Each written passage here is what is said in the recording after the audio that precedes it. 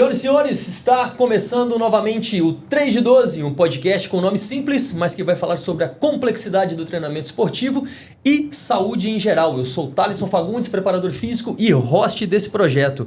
E hoje recebo novamente aqui comigo o recordista de visualizações em vídeos até o momento do 3 de 12, novamente com a gente. É um prazer recebê-lo, professor Guilherme de Agostini. Eu que agradeço mais uma vez poder participar aqui, principalmente tentar contribuir com a nossa área, né, de formação aí, que é a educação física e principalmente com os treinadores. Com certeza, e está contribuindo muito porque a gente já teve vídeo que passou de 100 mil visualizações. Inclusive, quero agradecer a todos vocês que estão assistindo, estão curtindo, estão comentando, interagindo com a gente e pedir para que vocês compartilhem Spotify, compartilhem YouTube, todas as outras plataformas de vídeo, de áudio e classifiquem a gente, marque o sininho. Isso é muito importante para o desenvolvimento do nosso projeto, para que todas essas plataformas saibam que as pessoas estão gostando do trabalho que a gente está fazendo e isso vai ser muito bom para nós e para educação física e saúde em geral.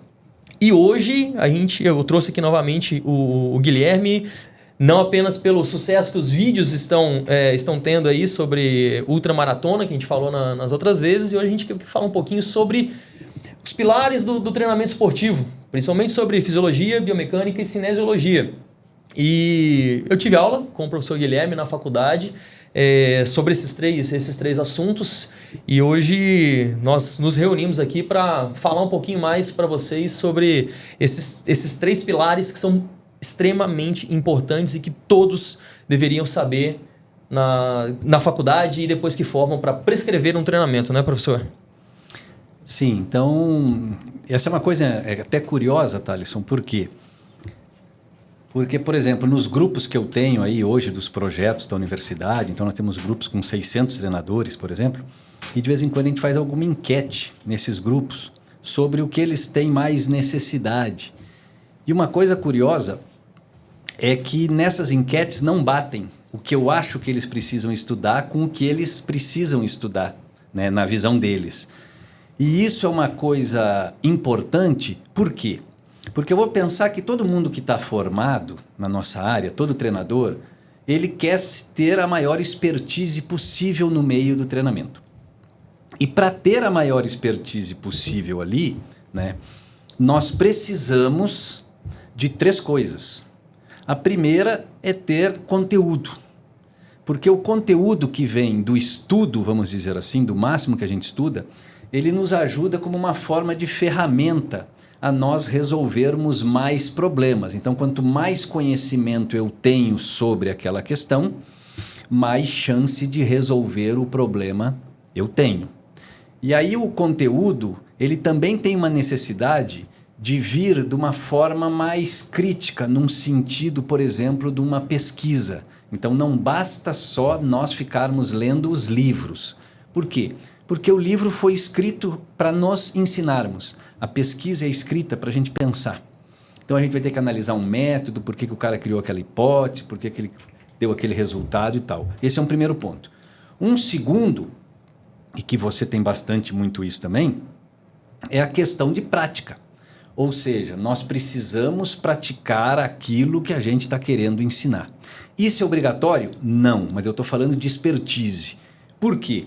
Porque quando a gente pratica, a gente passa a aprender uma outra coisa que não se ensina em livro e não se ensina em artigo, que na verdade se sente, né? Que é sensação, e como a palavra fala, a gente tem que sentir, não se escreve sensação.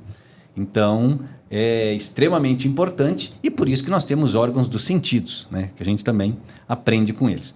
E a terceira é a parte de ter experiência na prescrição, ou seja, o que nós estávamos comentando ali, você tem vários atletas, treina os atletas, aplica nesses atletas o conteúdo que você aprendeu nos artigos e nos livros, aplica alguma coisa que você sentiu, deu certo desse jeito ou não desse jeito, ou eu entendo o que o atleta está passando, reduzo a carga porque você também é atleta, né? Então essa somatória dos três é que vai nos dar expertise. E essa expertise, ela é ampla. O grande problema hoje que eu vejo na nossa área é que todo mundo quer ficar nessa expertise no treinamento. Mas o treinamento ele é ancorado numa base de disciplinas de ciências do exercício, que é biomecânica, que é a cinesiologia, que é a fisiologia, saindo da nossa área, psicologia do esporte, né? Então, todas essas disciplinas são importantes. Mas o que o cara quer estudar? Só o treinamento. E aí ele vai ser muito raso, vai ser muito dependente dos outros. Por isso que as pessoas sempre estão fazendo curso, entendeu? Porque eles não conseguem ter a noção de, estudando essa outra parte, eu me torno autossuficiente. Eu vejo muito disso. Assim, eu acredito que você vê muito mais do que eu, porque você está na área acadêmica há muito tempo. Você formou na UFO, né? E desde depois você já começou como fez o mestrado. Na verdade eu formei em 93, aí passei em 93 para o mestrado em Fisiologia na Federal de São Carlos. Aí depois entrei na universidade com 25 anos, em 95. Estou até hoje, então quer dizer, já tem 29 anos que eu estou lá dentro. Aí fiz o doutorado em Bioquímica aqui na Federal de Uberlândia. Mas trabalho com treinamento desde quando a gente é aluno de faculdade, né? Um outro bico a gente faz ali. Então, se for pensar, já tem mais de 30 anos que eu sou treinador. E uma coisa interessante, que a gente vai, no seu caso também, a gente vai variando as modalidades. Então, já fui treinador de obeso, que eu coloco isso como treinamento, para escrever treino para emagrecer alguém, de um grupo de policiais civis e 2 delegados que tinham montados aqui o DOPS, de triatleta, ciclista, e agora estou mais envolvido com corrida de montanha, né? Mas mexi com futebol, do Berlândia Esporte, do Boa, vôlei do praia, então N coisas. Eu também já passei, não por tantas, mas tenho também os atletas, tenho sprinter, maratonista, tenista de cadeira de roda, como é o Gustavo Carneiro, que se tudo der certo aí a gente consegue ir para mais uma Olimpíada esse ano. E uma Paralimpíada, né? E assim, eu perguntei até pela formação, porque por eu ter formado na UFO também, não sei se você vê dessa maneira, mas eu vejo ainda que tem muito estudante e recém-formado, como você disse, que acaba procurando, sai da faculdade, a primeira coisa que quer fazer um curso para estudar aquilo que era para ter sido estudado na faculdade. Então, tipo, você faz uma faculdade pública, tem os que fazem na particular, aí quando você sai, você já vai para um curso para você aprender a fazer aquilo que era para você ter aprendido na faculdade. Então, eu queria saber se você vê muito disso, porque eu vejo em menor escala, mas vejo muito ainda, porque o estudante, não sei, parece que não tem muita aquela vontade de estudar durante a faculdade. E eu não falo nem que o ensino é ruim, porque eu formei na UFO, tive você como professor, o Cristiano Lino, que já veio aqui, e tantos outros. E assim, eu me formei e eu estava apto, eu me senti apto a ser um treinador quando eu saí da faculdade. Tanto que eu assumi a base do Uberlândia Esporte, trabalhei com a fisiologia do profissional do Uberlândia Esporte também, um ano depois que eu formei. E assim, não ficou em nada a desejar, eu sabia tudo que eu precisava. Mas óbvio, durante a faculdade eu também fui um cara que buscou, eu gostava de treinamento esportivo, eu gostava de fisiologia, de biomecânica. Eu tinha muita dificuldade em natação, em estudos do lazer, em recreação, mas eu gostava demais dessa parte micro e macro da biologia e da parte de treinamento esportivo, que como você falou, a gente precisa ter uma grande base para a gente poder passar para o treinamento esportivo, né? Então, eu acredito que você deve ver esse tipo de perfil e eu não sei se ele e preocupa a gente, né? Se é muito comum esse perfil do estudante que está se formando ou acabou de se formar e não tem a capacidade, não por causa de vocês, do ensino, mas porque realmente a pessoa não buscou isso. Cara, esse é um ponto que a gente discute quase todos os dias lá entre os professores, né? E é uma certa frustração que eu tinha quando era mais novo, e hoje, 55 anos, faço esse ano, eu acho que eu meio despreocupei um pouco com isso. Mas era assim, cara, eu preciso convencer meus alunos a estudarem mais. Por quê? Porque eles estão aqui dentro e aqui dentro é para estudar. Num curso de educação física dá para você estudar e aproveitar. Dá para fazer os dois. Infelizmente, os nossos não são nessa ordem. Eles aproveitam e, se der, estudam, né? E não estou generalizando não, porque é a maioria. Mas o que eu quero dizer com isso é que quem faz o aluno é ele mesmo. Então, aquele aluno que tem maturidade, que eu vou chamar de precoce, porque aqui no Brasil a maturidade não acontece antes dos 20 anos, nesse nível que nós estamos falando, aquele que tem uma maturidade precoce, ele consegue levar um curso melhor. Pelo menos nas disciplinas que ele mais gosta e que ele já sabe o que vai fazer lá no fundo. Um exemplo que eu dou, que é o maior absurdo que tem, foi o meu caso. Eu fui monitor de fisiologia do exercício na Universidade Federal sem ter feito a disciplina. Eu dava aula da prova que eu ia fazer como aluno. Por quê? Porque eu gostava tanto da disciplina que eu estudava antes e ficava tirando dúvida do professor. Ele me levou para a monitoria sem eu ter feito a disciplina. Olha que absurdo. Quer dizer, hoje é até ilegal. Na época não era, né? 30 anos atrás. Então, mostra o quê?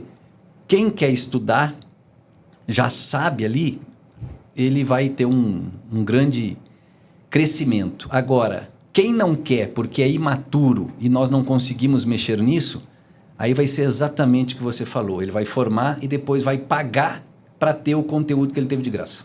Sabe um negócio que eu vejo acontecer também? A gente acaba, às vezes até pela quantidade de pessoas que formam, acaba nivelando o mercado mais para baixo também, porque se você forma, você não tem conhecimento suficiente para mexer com alguma coisa, você não sabe quanto seu trabalho vale. E, em consequência disso, você acaba jogando seu valor lá embaixo e o mercado de trabalho, as concorrentes, acabam tendo que jogar mais para baixo também o valor porque sempre alguém vai falar, fulano de tal é mais barato, não sei o quê. E agora eu estou vendo que está tendo até a entrada de outras especialidades na nossa especialidade de treinamento esportivo. Eu vejo isso muito de fisioterapeutas que, ao invés de trabalhar com a reabilitação, eu estou vendo muita gente passando um treino, uma preparação física e falando, isso aqui é para prevenir lesão. Né? E às vezes nem lesão o atleta teve. Então como é que você vai prevenir uma lesão que ela não teve? Eu fico pensando em algumas coisas assim também que eu vejo a outra, essas áreas entrando na nossa área e acho que é muito por isso. O aluno, aquele que está se graduando, está se formando, ele não está com o conhecimento necessário no treinamento e acaba deixando para outros. Sim, esse problema é grande primeiro. A gente pode formar o aluno num nível de condição mais baixo e esse aluno vai ter sucesso profissional. Primeiro, porque Deus cuida de todo mundo. Segundo, porque quem contrata esse profissional de baixa qualidade não tem conhecimento nenhum. Então, se esse cara tiver uma boa comunicação, ele vai fazer um sucesso enorme, principalmente nessa área de personal trainer e tal, porque aquela pessoa ela é dependente de alguém para dar treino para ela. Ela não é um atleta que é automotivado, né? E se essa pessoa conversar bem, vai ter sucesso nisso daí. Em relação à fisioterapia, concordo 100% com você, e é uma coisa curiosa, porque eu fui diretor da Faculdade de Educação Física e Fisioterapia. E a fisioterapia parece que ela está entrando na área do treinamento esportivo. E isso tem um problema. Por quê? Porque eles não têm competência para o treinamento do esportivo no sentido de grade curricular, no sentido de estudos a respeito disso, né? Talvez para nós a qualidade física, flexibilidade ou alongamento, não vamos entrar nisso, a fisioterapia tem um aprofundamento maior. Mas eles não têm nem no currículo a disciplina treinamento desportivo. Então, como que eles vão treinar com competência alguém, sendo que eles não têm o estudo para isso? Né? Salvo exceções, que eu conheço vários que têm as duas formações. Sim. Mas o Conselho de Educação Física é um conselho fraco, não bate de frente, permite essas coisas, e aí eles vão ganhar espaço porque talvez eles tenham tipo como médico, entendeu? Eles têm uma aparência perante a sociedade. Sim, com certeza. É diferente da nossa. Mais organizada. Por isso conta muito também, cara. O professor de Educação Física não leva a sério, mas a questão da vestimenta. Você vê uma pessoa vestida de branco, bem arrumada, aí você vai ver um professor de Educação Física de bermuda, de boné, de chinelo. Sabe? Parece que é preconceito, mas não é, cara. Então, isso mostra um pouco também da seriedade do negócio. Exatamente. Bom, e você falou sobre as pessoas que saem da faculdade, já começam a fazer curso e tudo mais. E nem sempre a qualidade dos cursos é muito boa, né? Como eu falei, às vezes a pessoa faz mais do mesmo e acaba indo para outro, mais um curso de funcional, e ela não consegue evoluir. E acho que até pensando nisso, você estava até me falando que está criando uma comunidade agora para que a gente possa debater sobre treinamento esportivo, né? Como é que está sendo como é que é esse projeto? Eu já tenho um tempo, né, que eu venho oferecendo projetos de extensão pela universidade relacionado a curso de treinadores. Teve um Ciência e Prática do Agachamento, curso de Excelência em Força e Potência, né, curso de formação de treinadores de corrida. E eu tenho visto muito aquilo da nossa conversa inicial, que as pessoas, elas querem a receita. Sim. Mas no momento que você quer a receita, você se torna refém de todas essas pessoas que dão o curso com um fim exclusivo financeiro. Porque aquele cara não vai te ensinar a pensar, ele não vai te ensinar a resolver o problema. Aquele curso, ele simplesmente vai dizer que isso é assim e isso é assado. Agora, por que é desse jeito? Ele não vai falar. Por quê? Porque ele vai te manter como refém. Exato. E aí, no ano que vem ou no outro ano, ele vai dar um outro curso e você vai ser obrigado a fazer de novo. Diferentemente dessa comunidade que a gente está montando, que é no meu nome, né, Comunidade G de Agostini, relacionada à ciência e prática do treinamento de força e de endurance. Por quê? Porque a ideia é nós discutirmos o porquê das coisas. Então, nós vamos iniciá-la, por exemplo, com um curso de periodização, né, que é uma coisa importante até para falar mais na frente aqui, e depois nós teremos encontros, né, aulas semanais sobre princípios, cargas, métodos, todo o processo até lá o dia de um evento físico, por exemplo, que é uma competição ou um teste da Polícia Rodoviária Federal, blá, blá, blá, independente do que seja. Mas a ideia é discutir, como a gente estava discutindo antes aqui um pouquinho, por exemplo, o princípio da especificidade. Todo mundo sabe o que é, todo mundo valoriza. Esses dias eu fiz uma enquete no grupo lá, foi disparado o princípio mais valorado, vamos dizer assim. Mas não é desse jeito que as pessoas pensam. Né? Acho que eu vi, até um dos que menos foi votado daquela pesquisa que você fez foi a parte de treinamento de base, né? O pessoal votou mais na parte de especificidade e pouca gente deu muita importância na base. Exatamente. Entendeu? O princípio da individualidade, por exemplo, é o mais importante de todos, é o único que não tem exceção, é um princípio universal, vamos dizer assim. Então as pessoas precisam saber mais do todo. E a ideia da comunidade é ensinar a pensar, que é uma coisa que eu falo muito, que é o seguinte: ter conhecimento é muito fácil. Saber usar o conhecimento que tem, aí não é para qualquer um. E essa é a ideia dessa comunidade, é discutir o conhecimento e aplicá-lo. Por isso que eu chamo que essa comunidade vai ter aula de casal, onde uma primeira aula é teoria sobre princípio da adaptação e a segunda aula é aplicação prática do princípio da adaptação.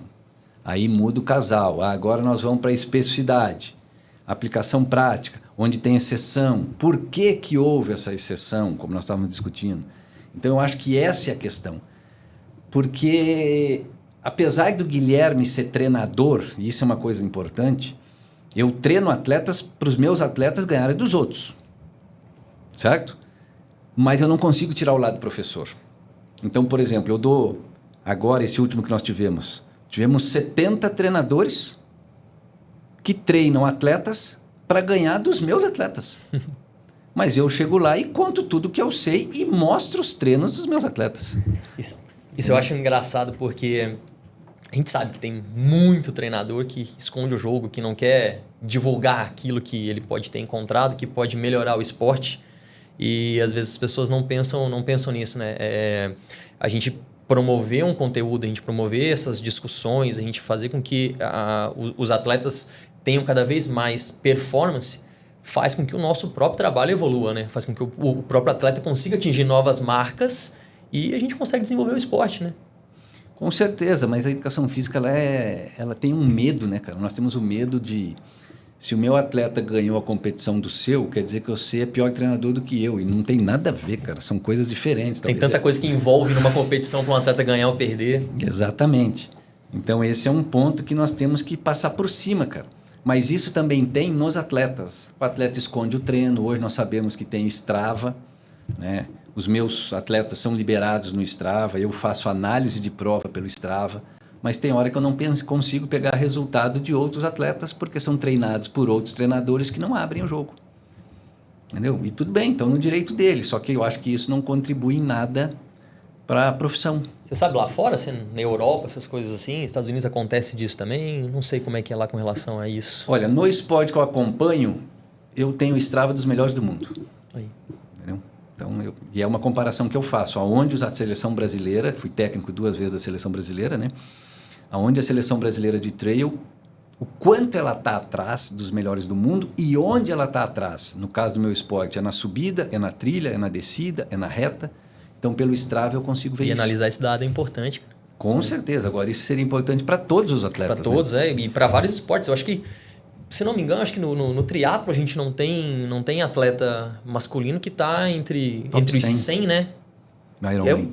Pois é, a gente tem tanto praticante no Brasil, é tanta gente que faz a modalidade, mas a gente não consegue ter um top 100, cara. Temos no feminino, a Pamela, em 60 e poucos. No masculino não tem. Pois é, e aí, cara, entra num assunto que é complexo, né? Porque é o seguinte, vamos lá. O que determina o resultado da competição? O atleta. Bom, esse atleta aqui, ele depende do quê? Primeiro, de uma peneira enorme que teve de quantos triatletas tinham para sobrar ele. Então, esse que está representando o Brasil, ou esses, que é o Amorelli, que é a Pamela, como eu falei, que é o Toad, o Colucci, beleza, eles são os melhores do Brasil, isso é fato. Mas eles são os melhores do Brasil baseado numa escolha de um N, que tinham quantos ali? Não sei. O triatlon brasileiro é um problema, porque o triatlon brasileiro ele é muito mais superação do que competição. Então esse N de alto desempenho que chega aqui é baixíssimo. Por que eu estou falando isso? Porque eles são os melhores do Brasil, mas talvez escolhidos dentro de uma nata pequena. Que tem a condição de praticar o esporte. Exatamente. Não é esporte barato. Com certeza. Aí beleza, tem esse lado. Aí o lado 2 é o nível dos treinadores que treinam esses atletas. Esses treinadores são os melhores treinadores do país? Como que esses treinadores estão em relação ao conhecimento, ao nível técnico dos treinadores do mundo que treinam os melhores atletas do mundo? Essa é uma outra questão. O quanto de investimento tem? Nesse caso, pro triatlon, e eu estou falando de Ironman, eu não vejo o fator decisivo como qualquer outros esportes, que precisa de mais investimento, né? O triatlon não, porque se o cara é triatleta de Ironman nesse nível que eu estou falando, ele tem dinheiro para bancar a vida dele, senão ele não estaria ali. Agora, de outros esportes, a gente sabe que não. Então, existe, olha, base tem? Não. Isso eu ia falar, que a gente não tem uma base de atleta de triatlon, né? Estrutura para treinar no Brasil, alguns lugares tem. Então, olha só, base, estrutura, nível do atleta, se ele é o talento para aquilo ali mesmo ou não, nível dos treinadores e assim por diante. Então, o resultado final depende dessas coisas, né? E aí, no triatlon, né, nós, na minha visão, nós temos uma igualdade em muitas coisas e noutras não. E aí, infelizmente, afunila para o atleta e para o treinador. Porque o dinheiro não é problema, na minha opinião, e lugar para treinar também não. Diferente da corrida de montanha. Por quê? Porque aqui no Brasil eu não tenho a Cordilheira dos Andes. Aqui no Brasil eu não tenho os Alpes. Aqui no Brasil eu não tenho altitude para fazer treino de altitude, onde todo mundo lá fora faz. Ou seja, a questão ambiental na corrida de montanha é um grande diferencial que nós aqui no Brasil estamos atrasados. Então esse já é um ponto que nos leva para um segundo escalão, vamos dizer assim. Alguns outros esportes já não é desse jeito. E, obviamente, o treinamento esportivo vai ser o que vai fazer a diferença para que os nossos atletas daqui consigam competir, pelo menos de igual para igual, com os atletas de fora. Óbvio que alguma hora a gente vai ter que viajar para fora para aclimatar e tudo mais, para poder ficar no mesmo nível. Mas o que vai fazer diferença mesmo, como a gente falou, é o básico do treinamento para depois a gente passar para o treinamento esportivo e a especificidade de cada um. E como a gente falou no início, a gente tem um pilar aí de fisiologia, biomecânica cinésio. E a cinesiologia. Isso, fisiologia, biomecânica e cinesiologia. E eu queria que você falasse um pouquinho de cada um e me desse um exemplo da importância de cada um. Queria que você falasse um pouquinho. Pode começar com a fisiologia, pode ser? Pode.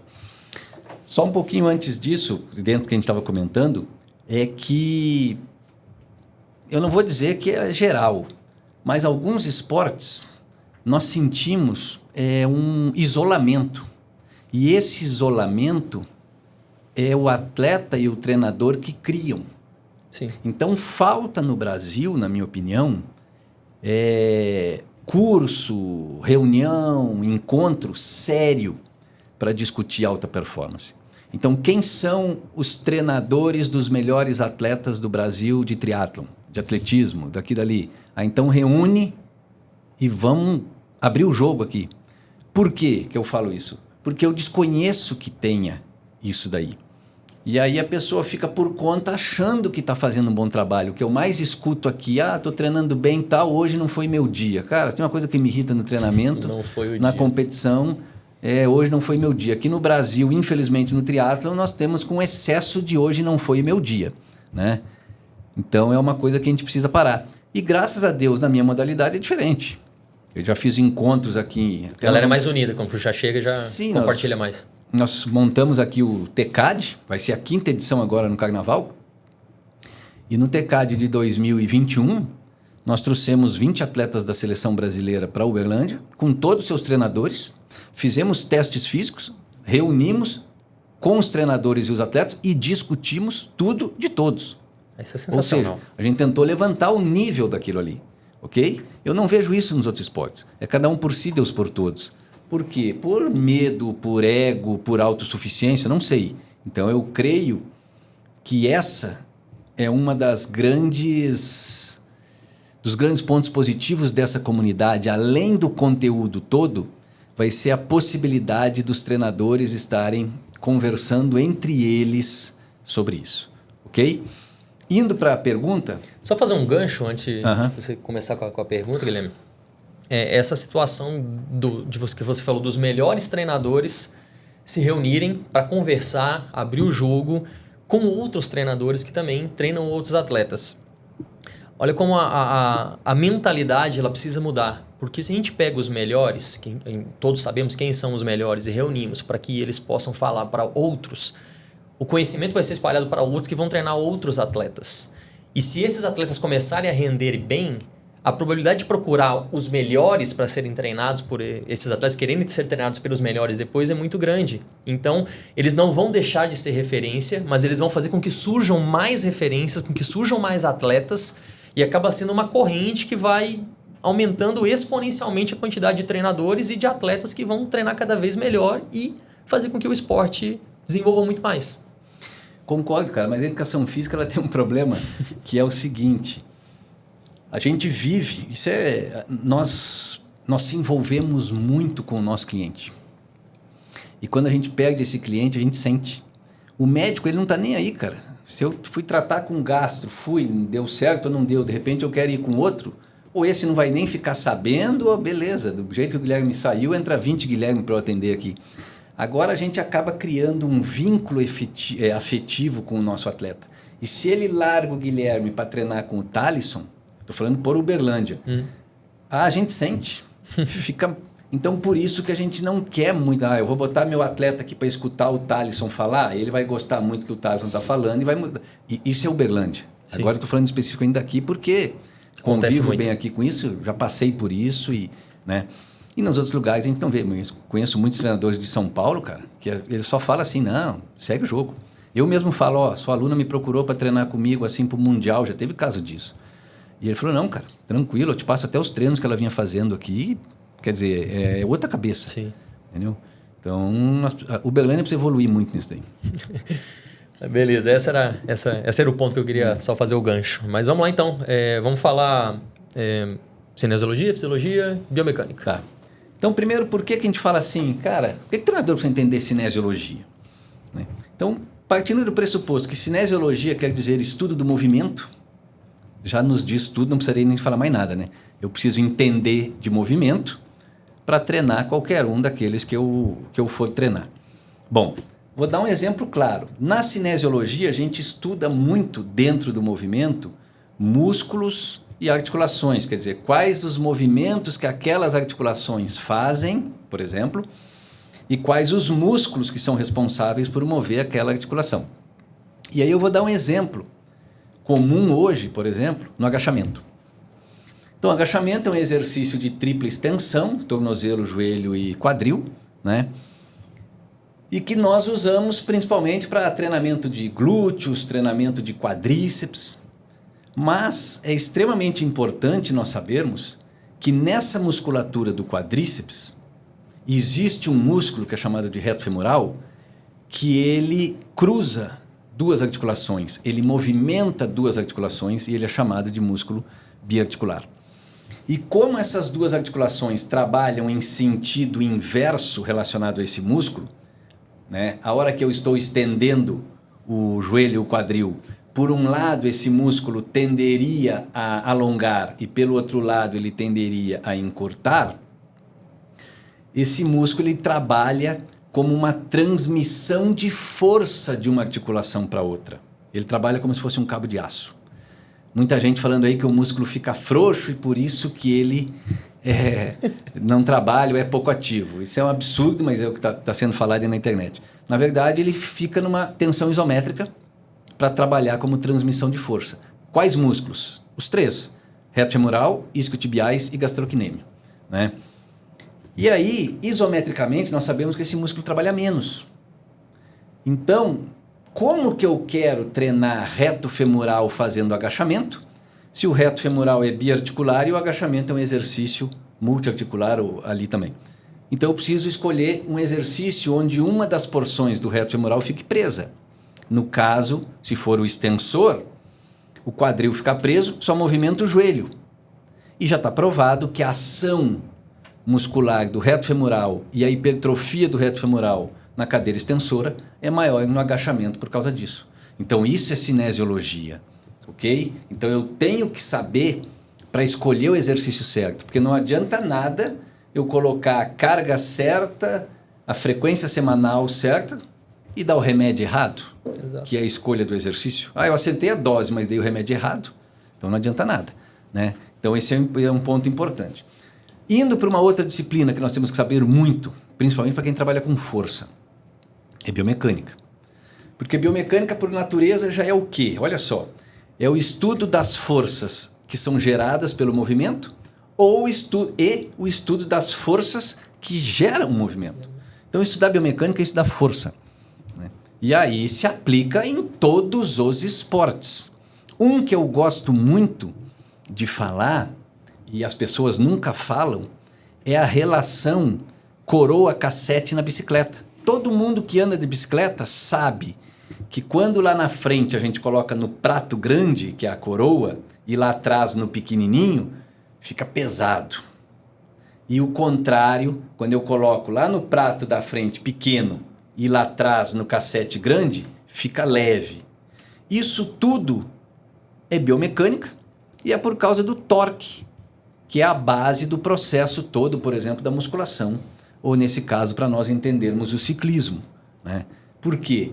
Porque mudando o tamanho da coroa e do cassete, eu mudo a relação braço de força, braço de resistência, sendo bem resumido. Então, é nítido que nós precisamos entender isso. Uma outra questão que estava em análise agora aí no post do Instagram era a questão também sobre levantamento terra. Então eu noto ali que um dos melhores treinadores do Brasil de força e potência, visto pelo Instagram... Isso é importante. Visto pelo Instagram, mas acredito que o cara seja muito bom. Ele faz um post, na minha visão, com vários erros, principalmente sobre a análise do torque, dizendo que o exercício, o levantamento terra, tem 100% de prioridade do quadril em relação ao joelho em todas as mecânicas. E isso não é verdade. Porque nós 100% é muita coisa, é você falar... porque na verdade é falado assim, todo levantamento terra tem dominância de quadril. E na verdade não é assim. Por quê? Porque quem entende de cinesiologia ou entende de biomecânica consegue fazer variações para priorizar mais o joelho e consequentemente o quadríceps do que o quadril e consequentemente os glúteos. Então é essencial eu saber de biomecânica até para treinar melhor aquilo que eu quero treinar. Né? Eu estou dando só um exemplo de uma coisa gigantesca. Né? Se eu for para fisiologia, então a fisiologia eu posso resumir a importância dela numa coisa. Treinamento físico. Qual que é o objetivo dele? Mudar um estado fisiológico de menos para mais. Otimizar um estado fisiológico. Como é que eu vou otimizar um estado fisiológico se eu não entendo desse estado fisiológico? Então, eu quero melhorar a corrida do Thalisson. Beleza. A corrida do Thalisson, que é uma pergunta que todo treinador tem que fazer e nunca faz. O Thalisson fez a volta dos 5 km no Parque do Sabiá, em Berlândia, em 20 minutos. A pergunta que eu faço é, Thalisson, por que foi 20 minutos e não 19,59? Ou 19,50? Por que você não fez 10 segundos mais rápido? Aí você vai pensar, não, eu não estava aguentando o sofrimento. Dispneia. Aí as pessoas costumam falar assim, eu não estava aguentando cardio. Eu falei, não, cardio não tem nada a ver por um motivo, você não sente. Eu nunca, nos meus 55 anos, escutei alguém falar assim, eu não aguento mais minha frequência cardíaca. Então, na verdade, é dispneia, é respiração, né? Aquela respiração ofegante. Bom, a respiração é um reflexo do sangue, do estado químico do sangue. E quem altera o estado químico do sangue é o músculo. Então, pode ser que, por alguma deficiência metabólica, você está criando um estado sanguíneo desfavorável que afeta os pulmões e cria essa necessidade de eliminar gás carbônico e que incomoda. E esse sofrimento respiratório, essa agonia respiratória, fez com que você não conseguisse correr mais rápido. Então, a fisiologia ela é extremamente importante para nos dizer quais são os fatores que limitam o desempenho.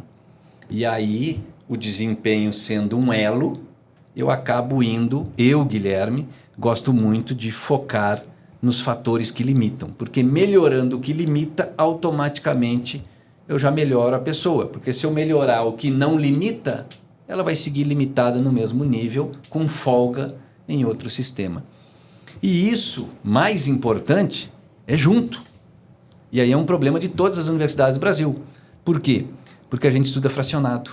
Sim. Você tem uma disciplina de cinesiologia, depois lá na frente tem uma de biomecânica, depois tem uma de fisiologia. A gente não estuda uma disciplina que chama ciências do exercício. Imagina colocar você num agachamento e a hora que você está descendo na fase excêntrica, o professor vem e fala assim, olha, cinesiologicamente é isso, biomecanicamente é isso e fisiologicamente é isso aqui. Acho que é muito mais fácil de assimilar dessa maneira também. Essa é a ideia nossa da comunidade, de trazer esse conhecimento para facilitar o treinamento. Porque é o que você vai fazer no dia a dia. Você não vai executar um teste, alguma coisa, e você vai falar, peraí, primeiro agora eu vou fazer só cinesiologia, agora eu vou fazer só biomecânica. Você vai fazer tudo junto e... Exatamente. Talvez é porque o livro é escrito assim, sim, e aí pegam para fazer a disciplina assim, mas é uma maneira ultrapassada. Né? Na universidade tem uma disciplina que eu chamo de fisiologia integrada. Pelo menos fisiologicamente eu consigo fazer isso. Ao invés de eu dar aula de cardiorrespiratório, neuroendócrino, não, eu dou aula de fisiologia do VO2. Então é atmosfera, pulmão, coração e músculo, tudo na mesma na aula. Eu acompanho o oxigênio. Entendeu? E isso é mais fácil até para você compreender o exercício, o esporte que você está praticando e saber como é que você vai prescrever, como é que você vai programar o treino do seu atleta, né? Por exemplo, vou para a sua modalidade aí, mais treinamento de força.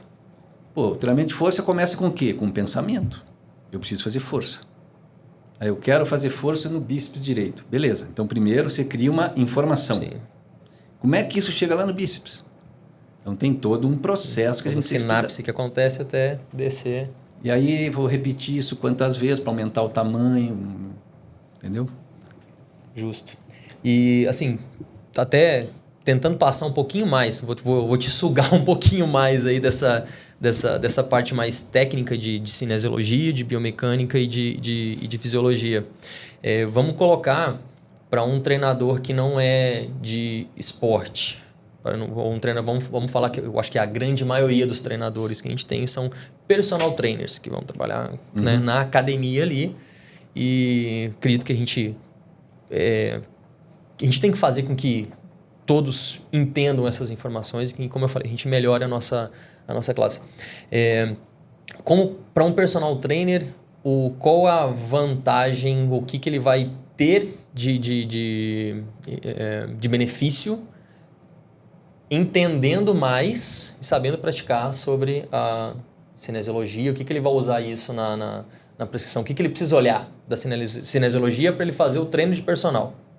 Perfeito. Eu vejo muito que o que muda em relação ao personal, e eu já vivi de personal, né, 4 anos no passado, hoje, por incrível que pareça, todo de personal tem uma cliente, é a competição ou não. Mas eu encaro personal trainer, treinamento personalizado, como treinamento de um atleta que não compete, mas logicamente com algumas diferenças de frequência de treino, de intensidade, precisa passar por isso ou não precisa passar por aquilo. Mas a necessidade da cinesiologia é principalmente para nós escolhermos exercícios e ações musculares corretas, né? A biomecânica entra muito para nós usarmos, por exemplo, regulagem de carga, né? Que a gente fala muito de testes, mas esses testes são mecânicos, porque força é mecânica, tempo é mecânico, velocidade é mecânico, potência é mecânica, né?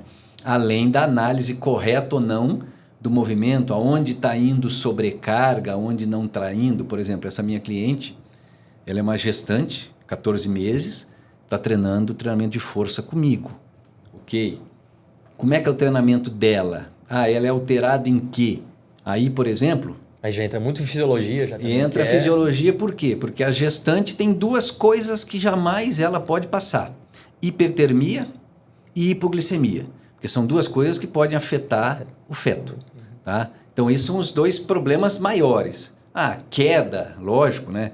Mas dentro da resposta fisiológica é isso. Então, a gente, por exemplo, no caso, eu preocupo, a gente vai treinar num lugar que tem ar-condicionado, não tem, está bem ventilado, como é que foi o café antes do treino, essas coisas. A gente, inclusive, vai começar a monitorar a glicose sanguínea, porque a gente está tentando fazer, foi até uma proposta, um treino de altíssima qualidade.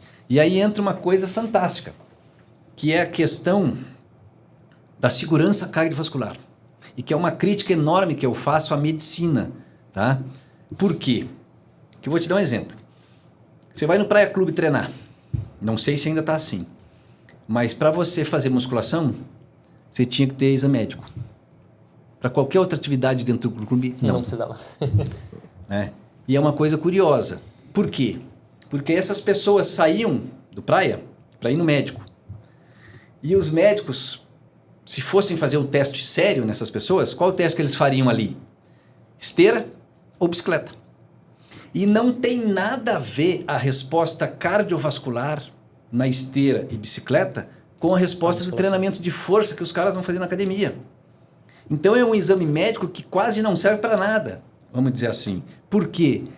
Porque eu preciso medir aquela especificidade. Então, por exemplo, direto a gente vê, inclusive nas atividades que eu pratico, corrida, por exemplo, a pessoa infarta, passa mal, morte súbita. Futebol tem, corrida tem. Você não escuta isso na musculação. Quando a pessoa morre na musculação é por um acidente de aparelho, mas não porque a pessoa passou mal. Por quê? Porque existe uma proteção. Quando nos inventaram, nos deram uma proteção para fazer força. E essa proteção para fazer força aumenta a oxigenação do coração. Diferente dos outros esportes, que ela não aumenta de forma proporcional. Por isso que tem isquemia, falta de oxigênio no coração, na corrida, no ciclismo, na natação, no futebol, e não tem na musculação. E isso é baseado em que a força que o músculo faz aumenta tanto a pressão diastólica, né, que é a pressão da periferia, vamos dizer assim, que faz com que o sangue que seja ejetado pelo coração, ele não consiga ser distribuído pelo corpo, ele volta. Só que a hora que ele volta, a válvula aórtica se fecha. E esse sangue banha as coronárias, nutrindo o coração. Numa corrida, não tem resistência periférica, é muito baixa. Sim. O coração ejeta, o sangue vai para a aorta e da aorta vai para frente. Então, o retorno para nutrir as coronárias é muito menor. Então, existe essa proteção cardiovascular. Então, isso seria um motivo de todo cara que trabalha com grupos especiais, idosos, hipertenso, doença arterial coronariana, diabetes, que o açúcar é uma das causas da doença arterial, deveriam entender muito fisiologia cardiovascular. E não só de endócrino o cara que trabalha com diabetes, porque o problema pode estar no coração. E isso é fisiologia. Entendeu? Básica. Olha só, como que entra no treinamento, só para fechar. Eu vou fazer um treinamento. Qual que é a resposta da pressão arterial ao treinamento de musculação? A primeira série, a primeira repetição, se iniciar da excêntrica, olha só, se a primeira repetição iniciar na excêntrica... Um agachamento. Um agachamento. A pressão aumenta da primeira para a segunda, da segunda para a terceira, da terceira para a quarta e assim por diante. Quanto mais repetições eu faço, maior vai ser a pressão arterial, repetição a repetição. Por quê? Porque a pressão arterial aumenta, acompanha a sensação de esforço que eu estou fazendo. Se esse agachamento iniciasse na concêntrica, a segunda repetição concêntrica teria pressão menor que a primeira. Por quê? Porque a descida excêntrica ajuda na força da concêntrica. E a descida excêntrica foi finalizar a primeira repetição, que só vai ser utilizada na segunda, porque eu iniciei concentricamente. Ok? Então isso é uma coisa importante. Se a pressão aumenta à medida que aumenta o número de repetições, o que eu tenho que fazer? Parcelar. Então um método, por exemplo, rest pause ou cluster, ele é essencial para hipertenso, porque eu faço 4 repetições, descanso, mais 4, descanso, mais 4, descanso, ao invés de fazer 12. A pressão vai aumentar muito menos com esses descansos do que eu fazer uma série direta. Entendeu? Então aí eu já estou aplicando o conhecimento da fisiologia no treino. Então acho que essa vai ser a nossa grande importância, grande contribuição, na minha visão, né? Sou suspeito para falar que é o criador, mas é dar subsídio teórico, mas dizer onde e como aplicar. Tá? Para eles visualizarem isso daí. Eu acho que essa é a grande questão. Isso é muito importante.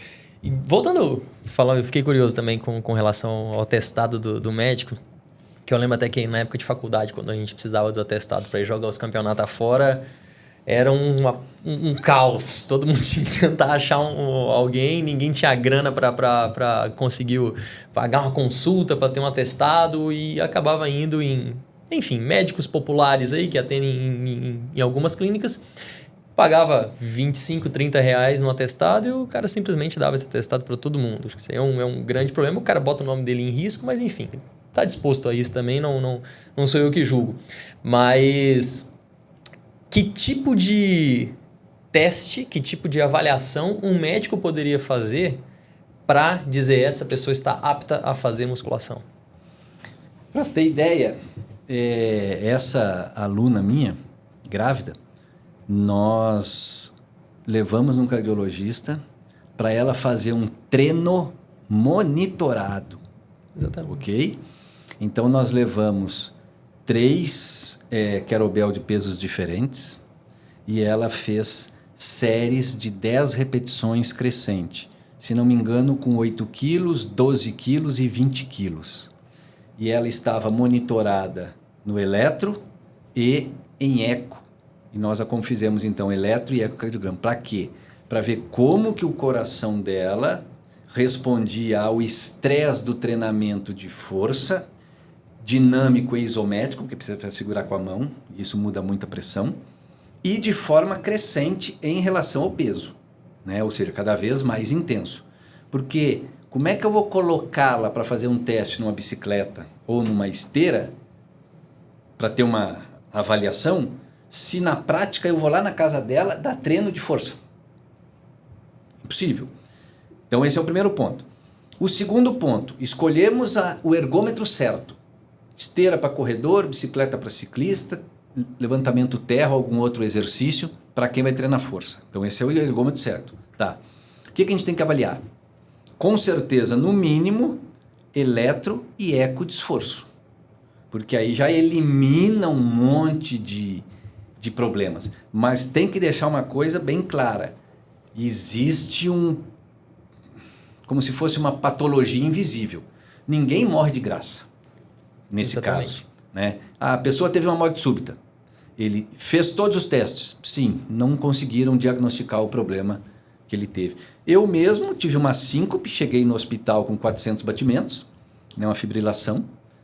Fiquei na UTI 24 horas. Fiz depois um cateterismo, um estudo eletrofisiológico para ver onde é que ia ser o ponto de ablação. Não acharam. E durante 10 anos eu tomei antiarrítmico todos os dias. E parei de tomar por outros motivos, mas eu devo ter um ponto aqui de não acharam. Entendeu? Então acontece muito isso também. Seria interessante, então, que não fosse apenas o médico a fazer esse protocolo, esse exame, dar esse atestado de prática, né, do exercício de força. Como você falou, eu acho que nós, profissionais de educação física, somos até mais capazes por monitorar tudo e realizar o treinamento monitorado. Porém, é necessário um médico justamente pelas patologias que a gente não vai entender e que ele pode descobrir de alguma maneira, né? Então, acredito que não basta apenas um, mas se os dois fizessem isso em conjunto, acho que a gente teria mais precisão para dar esse atestado, né? Não, com certeza. E é assim, sinceramente, é uma coisa que não existe no Brasil. Não, nenhum, eu desconheço. Deveria. Aqui em Uberlândia deve ser implementado agora por um cardiologista, o Marco Sayum. Tá? Foi onde nós fizemos esse teste. E todo médico que trabalha com isso tinha que ter no seu consultório um ergômetro de força. Seja uma cadeira extensora, que seria melhor. Por quê? Porque aí a pessoa fica com o tronco parado, fica melhor fazer o ecocardiograma também. Né? Ela fazia, aí olha só, eu mantinha ela embaixo, na isometria, para parar o corpo, para ele fazer o eco. O eletro pegava em movimento, não tinha problema. Então, assim, tinha que ser obrigatório. Mas a medicina tem algumas coisas que passam com um paninho para enganar ali. Eu acho que até para os outros esportes, né? Você tem demandas diferentes em cada esporte, então não é um atestado de prática esportiva que vai te possibilitar fazer futebol, vai te possibilitar fazer skate, ou, né? São demandas diferentes de cada esporte que tem que ser levado em consideração, né? Com certeza. Se existe e teria que ter protocolo para cada um, né? Existe a especificidade do trabalho. Existe a especificidade do treinamento, mas não existe do exame médico. Mas, enfim, é a realidade por enquanto e a gente espera que talvez um dia se isso melhore e desenvolva para que a gente consiga ter melhores resultados, né? Com certeza. E você tinha falado a respeito dos encontros da comunidade. Achei interessante, você falou de o primeiro curso, o primeiro encontro... Curso, né? Que você falou que vai ser sobre periodização. Por que periodização primeiro? Boa. Porque primeiro tem uma confusão e as pessoas não estão entendendo bem o que é periodização. E nenhum curso, nenhum livro de treinamento inicia por periodização. Apesar do que hoje terem alguns livros que são só periodização, né? Alguns livros traduzidos, por exemplo. Mas qual que é a ideia? Periodização, se nós formos estudar a própria semântica da palavra aí, ela quer dizer uma escala temporal de fenômenos distintos. Então, a periodização pode ser em questão artística, em questão de história, olha, o período tal, o período tal. E no caso nosso do treinamento, ela nada mais é do que você separar a data de hoje da data da competição em períodos distintos, onde você quer treinar coisas distintas. E aí, ela é lá da frente para trás. Então, primeiro, para eu trabalhar com periodização, eu preciso escolher a data-alvo. A primeira coisa importante é eu saber a data-alvo. Depois, saber como que meu atleta quer, como que eu quero, como que ele esteja lá naquela data. Aí depois eu fazer testes para saber, bom, como está meu atleta hoje para chegar naquela data-alvo desse jeito. Bom, já que hoje ele está assim, como que vai ser o progresso dos treinos para eu chegar lá? Então, a coisa mais importante é eu saber a periodização, porque ela antecede tudo. Depois de eu ter montado a periodização, se vai ser reversa, ondular, e aí depende de outras coisas, aí é que eu vou começar a rechear o treinamento. Semana 1, semana 2, semana 3, descansa, tem competição-alvo, não tem. Só que as pessoas não fazem assim, elas começam a estudar o treinamento e deixam a periodização para o final. Entendeu? E aí nós não temos tempo de ir aplicando cada aprendizagem do treinamento dentro da periodização. Por quê? Porque eles ainda não estudaram periodização. Entendeu? Então, essa é a ideia. Então, vai ser ele nem sabe ainda, mas eu e o professor João Elias, né? Nós vamos dar um curso junto. Que, inclusive, é um dos próximos convidados aqui com a gente. Excelente professor. Então, nós vamos dar um curso sobre periodização do treinamento, eu mais voltado à endurance e ele mais voltado à força. E aí, depois desse curso, que vai ser a primeira aula, vai ser aberta para todo mundo, né? Aí, a partir da segunda, para os membros aí da comunidade. Aí, depois, sim, nós vamos ter semanalmente as discussões aí da comunidade. Eu acho legal você falar da periodização, que você tem um ponto final e o ponto de partida. E fazer com que a periodização seja a primeira a ser estudada é como se a periodização fosse o último ponto que você começa para você... Em tudo que você vai aprendendo depois, você vai jogando ali, né? Então, a gente vai fazer a primeira parte de periodização, então tá aqui, a periodização é isso. Agora vamos estudar metabolismo, vamos estudar todas as outras variáveis que são necessárias e a gente vai colocando esses elementos ao longo da periodização para a gente terminar. Que é como se monta uma periodização, né? Exato, é igual o bolo das meninas ali que nós vamos comer daqui a pouco, né? Quer dizer, nós temos que fazer um bolo para data tal. Beleza, é a periodização. De hoje até a data tal nós temos que fazer o bolo. Agora, o que vai ter nesse bolo? E outra de ingrediente para colocar para ficar pronto. Aí a segunda parte. Então, a periodização para nós é o bolo para elas. E até por questão de periodização, acho legal que tem muita briga na internet hoje, né? Alguns falam que não é necessário periodizar. Outros falam que é necessária a periodização e a gente já viu muita gente brigar por conta disso. Alguns falam, inclusive, até que não periodizar é periodizar, porque você vai monitorando de alguma maneira, então você acaba periodizando, né? E queria que você comentasse um pouquinho sobre isso. Boa. Dei aula disso semana passada, né? Sobre o conceito de periodização. E aí tem um trabalho do Kataoka 2021 muito bom sobre isso, que tem mais de 80 e tantos conceitos de periodização. E só que é o seguinte, só 2 trabalhos dos 88, só 2 trabalhos duraram 52 semanas. Todos os outros duraram menos, bem menos. A maioria durou entre 8 e 12 semanas. Que é pouco. Se a gente for pensar que periodização foi criado para um ciclo olímpico de 4 anos, você querer estudar a periodização e em 4 semanas, 8 semanas, 12 semanas, dizer que aquilo ali funciona ou não, cara, é muita pretensão, é muita soberba, é brincar de Deus, entendeu? Então, assim, para mim não tem discussão, com certeza funciona. Os autores menos otimistas que eu, eles falam o seguinte, cara, não há uma grande discussão se funciona ou não, mas a chance de dar certo periodizando é muito maior do que não de dar certo. O problema é que as pessoas trazem isso daí para a hipertrofia. A hipertrofia, vou falar uma coisa pesada aqui, parece que virou um vírus no treinamento, entendeu? Porque treinar força é importante, na minha visão, periodizar. Hipertrofia é resistência, velocidade. Agora, hipertrofia não é qualidade física. Hipertrofia é uma adaptação ao treinamento de força ou de resistência de força. E talvez ela não necessite da periodização, a hipertrofia em si. Agora, sim, o ganho de força necessita. E como a maioria das pessoas está muito no meio da hipertrofia, e com perdão da palavra, está até um saco o Instagram, de tanto que estão discutindo, melhor exercício para isso, melhor para aquilo, faz assim, faz assado, como se a hipertrofia fosse aquela coisa, né, resolve os problemas de todo mundo, entendeu? Então, isso gerou uma certa confusão. Mas grande parte desse dilema é na força. No trabalho de endurance não tem muito questionamento se periodização não funciona. Eu acho que até quando a gente fala da periodização, também considero que é importantíssimo a gente montar todo o planejamento, seja de um atleta ou de uma equipe.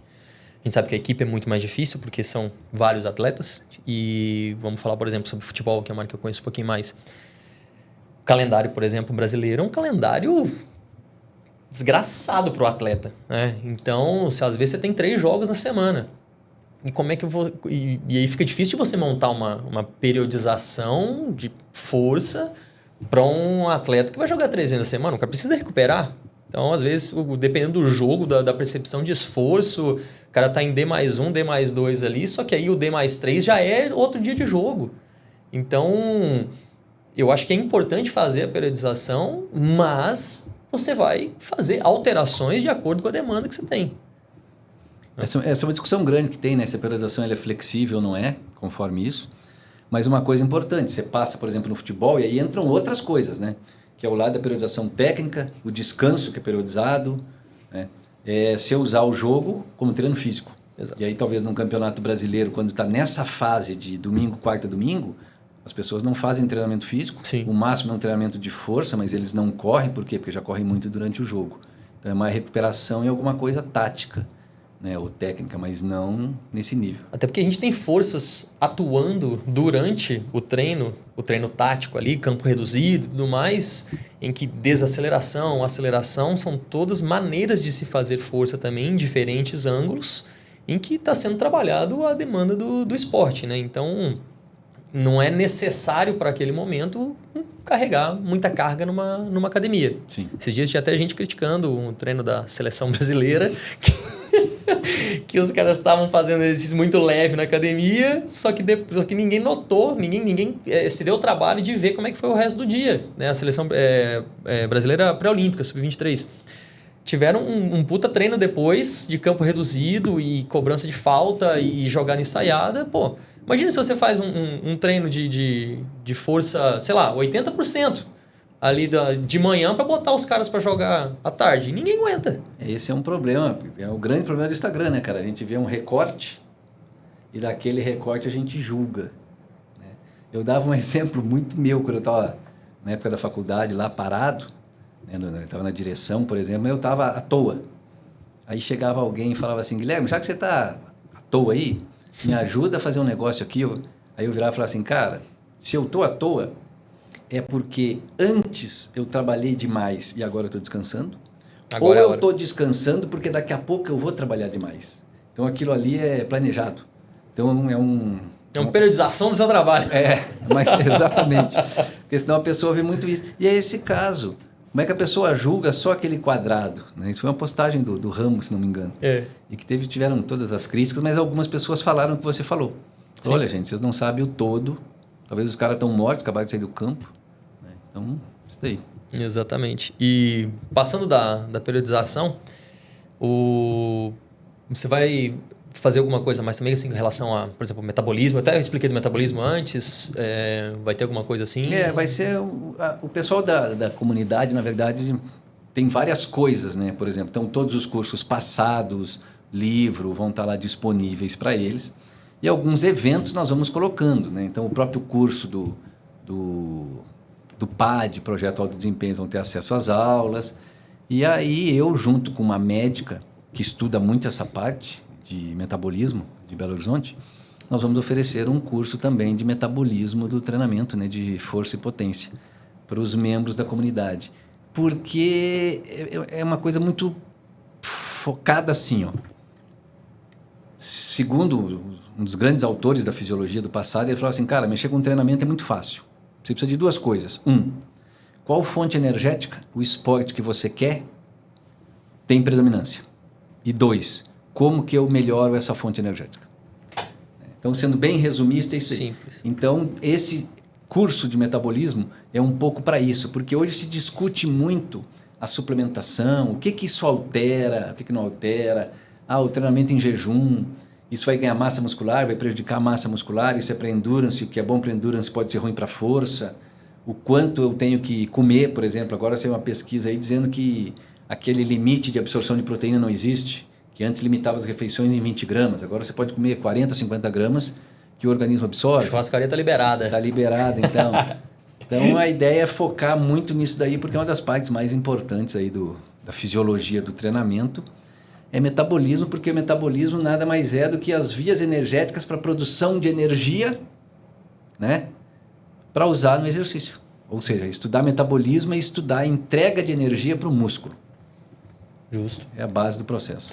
E como é que, estruturalmente, você já falou um pouquinho da comunidade, inclusive, você já pode contar comigo. Eu vou participar com certeza disso aí, que eu acho que vai contribui muito para mim e o que eu puder ajudar também, vocês podem contar comigo.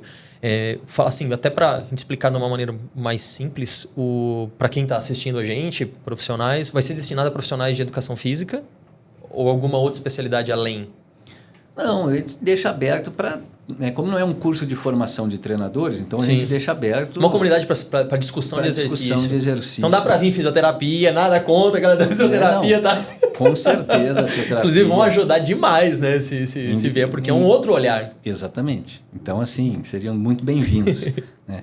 Mas é uma ideia, assim, vai ser lançada dia 24 de fevereiro, com a primeira aula dessa de periodização, né? Depois que terminar o curso de periodização, que devem ser 4 ou 6 encontros, nós estamos decidindo ainda, aí começam essas aulas de casal, que é teoria numa semana e aplicação na outra, aí depois muda o casal, ou seja, vai crescendo de 2 em 2 semanas. São aulas minúsculas para garantir que as pessoas vão assistir aulas de 10 minutos, 15 minutos no máximo, tá? E uma vez por mês a gente reúne, aí sim, durante 2 horas ao vivo. Internet ou presencial? Internet. Certo. Para discutir esses 2 casais. Basicamente é isso. Então, hoje tem teoria, semana que vem a prática dessa teoria, aplicação prática. Depois, outra teoria, outra prática. Reúne, e aí é dúvidas, discute aquilo lá tudo, e assim segue. Isso vai ser ao longo do ano? Vai ser ao longo do ano. Deve terminar todos os meses aí? Todas as semanas até final do ano. Bacana, bacana. E para quem quiser procurar, saber mais informação a respeito de valores e tudo mais, inscrições? Por enquanto é entrar em contato lá no Instagram. G de Agostini, não é o seu? G de Agostini, é o meu. Uhum. E aí lá a gente vai tocando as informações. Beleza, vou deixar também o link do seu Instagram, o seu arroba lá no Instagram do Spotify nosso lá e no YouTube também. Quem quiser mais informações pode conversar com o professor lá pelo Instagram. E qualquer coisa pode falar comigo também, que eu direciono, não tem problema nenhum. E antes de fechar, eu queria fazer mais uma pergunta também polêmica. Você falou a respeito da hipertrofia, que parece um vírus no nosso dia a dia. Eu sempre falo e vejo muita gente de fora comentando que o bodybuilder, ele treina músculo segmentado. Ele vai treinar bíceps, ele vai treinar quadríceps, ele vai treinar deltoide anterior, posterior, enfim. E o atleta, ele vai treinar agachar, saltar, empurrar, puxar. E tem a pessoa comum que está no meio desses dois, que ela pode optar em ir mais para um lado e mais para o outro. Se ela quer mais estética, vai um pouco mais para o lado do bodybuilder, se ela quer um pouquinho mais de função, vai um pouquinho mais para o lado do atleta. Você acha que e a maior parte da população brasileira ela vai mais para o lado do bodybuilder? As pessoas acham que ter mais músculo ainda é sinônimo de, além da estética, é sinônimo de ter mais saúde, ter mais força para fazer aquilo que elas necessitam. Você acha que tem muita influência da cultura do bodybuilder no Brasil ainda, mais do que a cultura do atleta? É por isso que as pessoas veem mais a hipertrofia a qualquer custo do que a função? Com certeza. Primeiro porque o Brasil, isso é uma pesquisa, não é tão antiga assim, o brasileiro é o primeiro do mundo em preocupação com a aparência física. Eu fiz o podcast com a doutora Nádia antes sobre cirurgia plástica, a gente é o top 1 do mundo. O Brasil é o lugar onde se mais faz plástica no mundo. Então, só aí você já vê. Quando a gente treina a função, quando a gente treina o movimento, eu falo muito isso. Na musculação eu posso treinar o músculo ou o movimento. O atleta treina muitas vezes o movimento. Quando ele treina o músculo é para reabilitação. Olha, eu tive uma lesão de reto femoral, aí beleza. O da musculação, vamos dizer assim, o cara que treina hipertrofia, ele treina o músculo. E o poder da estética é muito grande, né? E isso em todas as idades. Porque existe um padrão aqui que para nós se encaixarmos socialmente, isso também é extremamente importante. Então eu te falo que, pelo menos nas academias comuns, a sua é bem diferente, mas nas academias comuns eu te falo que no mínimo 90% das pessoas que estão lá dentro, entre estética e função, 90% é estética. Alguma outra coisa pode ser para a saúde, tá lá porque o médico mandou, alguma coisa assim. Mas não adianta. Então o vírus aí da hipertrofia, e nesse caso entra o emagrecimento junto, o corpo sarado, é muito forte. Isso gera uma certa saúde. Lembrando, eu ia falar isso agora. A gente não está condenando. Não. É só uma maneira de explicar do porquê que as pessoas optam ainda mais pela hipertrofia. Isso, só tem que ver se o lado mental está preservado. Se o lado mental tá mas preservado, que leva uma exato. saúde metabólica e cardiovascular, com certeza leva. Desde que não seja também, né, usuário de esteroide, Sim. coisa assim. Inclusive, bom que você falou isso, que eu estava pensando numa última pergunta aqui, se você tiver com tempo ainda, mas não sei se você viu uma reportagem na última semana que bilionários estão querendo fazer uma Olimpíada legalizando esteroides, com o intuito, segundo alguns deles, de melhorar a pesquisa em performance e ver até que ponto nós conseguimos chegar com esteroides e saber se realmente é perigoso ou não. Eu já sei que é bem perigoso, mas qual que é a sua opinião? Essa é polêmica mesmo. Se fosse um desses empresários aí, eu investiria não é que eu investiria meu dinheiro nisso, mas eu apoio por um motivo. Porque vai ser muito mais justo, na minha visão, para aqueles que não usam. Se conseguisse separar. Porque o grande problema do doping aí, não vou dizer só do esteroide, do doping, e eu passei por isso num atleta excelente que eu treinava e parou de treinar porque o único caminho que ele tinha era esse, e nós não íamos por esse caminho, então ele abandonou a carreira. É porque ele é desleal e sempre está na frente do antidoping. O que eu quero dizer com isso? No momento que o doping é liberado e eu não quero me dopar, eu vou para outros caminhos. Porque eu sei que o fulano vai se dopar, eu sei que ele ganha de mim e eu vou me matar treinando para quê? Se eu não ganho dele. Se isso daí levar para um caminho de realmente separar doping de antidoping, caso fosse assim, seria fantástico. Porque aí cria uma competição mais justa. Porque o problema é simplesmente os não dopados competirem contra os dopados. Agora, se tiver a pessoa, é livre-arbítrio. Se você quiser tomar e quiser... Você sabe do prejuízo. Você sabe dos riscos. Agora, é uma coisa interessante isso aí que você comentou, né, de ter mais conhecimento. Porque tem uma hipocrisia da medicina fantástica nisso aí. Né?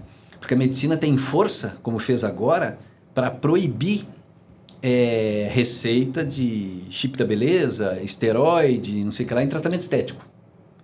Ainda libera a lipoaspiração, que mata muito mais. Mas pensa bem, olha só, nós estamos num país onde, para tomar um esteroide, para ficar mais bonito ou não, competir é ruim porque ganha dos outros. Mas vamos pensar só para esse lado, é proibido. Hoje nem com receita médica, vamos dizer assim. Sim.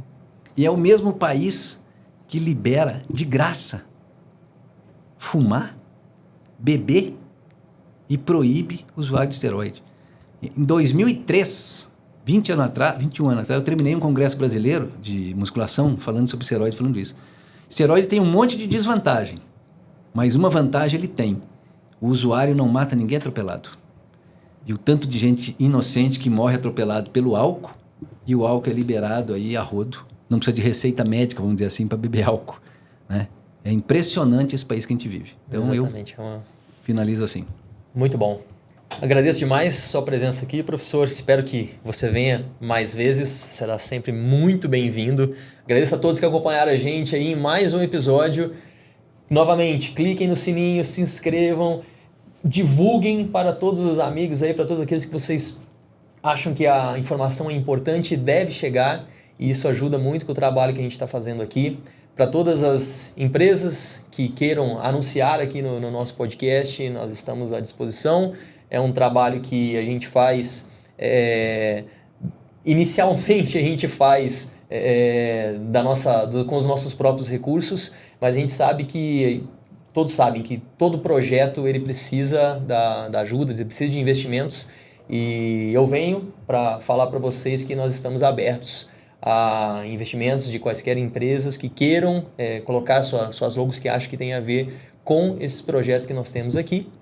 E fico à disposição aí para conversar com vocês. Com certeza vai ajudar muito aqui com as nossas despesas, com os nossos convidados e com tudo que com toda a nossa estrutura, que é de altíssima qualidade. A gente está num lugar muito bacana aqui com o pessoal do Tripé Criativo, que faz um excelente trabalho de gravação e edição, e a gente agradece qualquer ajuda seja ela com investimento, ou seja ela com compartilhamento, que essa é de graça e essa é a que mais vai ajudar a gente. Compartilhamento, likes, inscrever, sininho, isso ajuda com que o nosso projeto seja divulgado para mais pessoas.